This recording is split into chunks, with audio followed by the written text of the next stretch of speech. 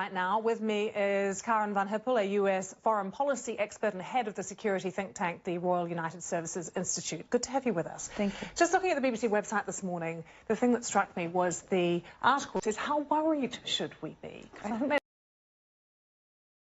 I think extremely worried. I think primarily because President Trump himself is so unpredictable. And in a situation like this, when it's ratcheted up so quickly, it's hard to know how to pull everybody back right now. Is there an issue, though, who speaks for America right now? Because we have Trump talking fire and fury, but then we have Rex Tillerson saying, we're not your enemy.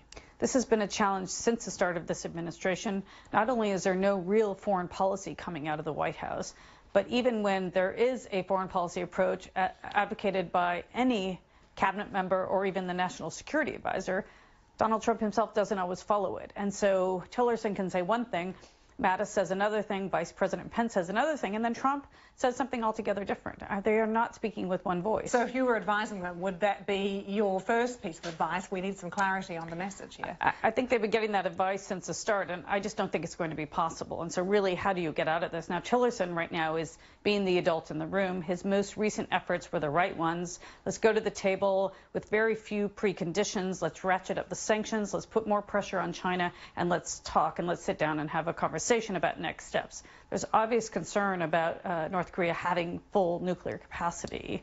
And so what does the international community do about it? But the U.S. shouldn't be doing this on its own. It needs to be doing this in partnership with its allies. But what leverage does the international community really have? Because sanctions haven't worked in the past. We know for the North, this nuclear program, and for them is an issue of survival for the regime. That's what they use it for. Right. I mean, even in the 90s, when their people were starving, they continued developing their nuclear weapons. Right. It's a very good point. And almost everything has been tried, and none of it has worked. I think actually, the recent idea of the Trump administration to get China to do much more is the right thing to do, because China is the one country that can have more influence on North Korea than others. But it's not clear if China can actually bring them back to the table. And what then leverage or pressure can the U.S. put on China to make them do something more? Not much. And I think threatening them, as Donald Trump has done in a number of tweets, is not the helpful approach.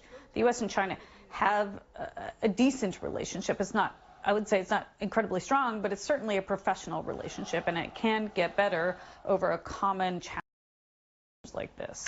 So there is this very real overarching concern that we've got this overheated rhetoric that could potentially cause some kind of nasty cycle, that you have an action-reaction cycle, and where does that lead us? Possibly to conflict. It could lead to conflict, you know, and the deaths of hundreds of thousands of people. I mean, it's so difficult to conceive what might happen. On the other hand, don't forget that there are over 60,000 U.S. troops in Japan and South Korea. There are tens of thousands of American civilians in those places, too. And Donald Trump would not want the blood of American hands on his head as well. And so I think if he cares about nothing else, he should care about that. Okay. Thank you very much for your thoughts. Thank you. Good to have you with us.